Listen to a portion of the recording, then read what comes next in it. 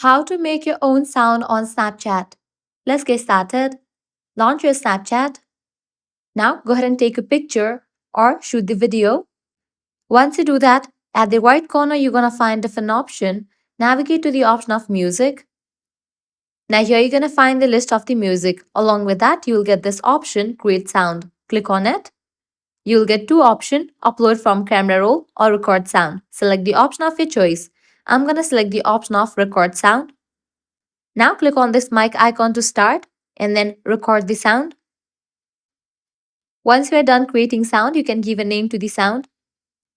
If you want to make this sound public, enable for this option, or else you can disable for this option and then click on save sound.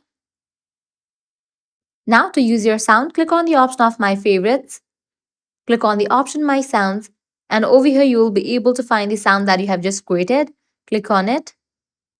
From here you are able to customize the sound length, and then you can click on this check-in option. With that, the sound will be applied to your snap.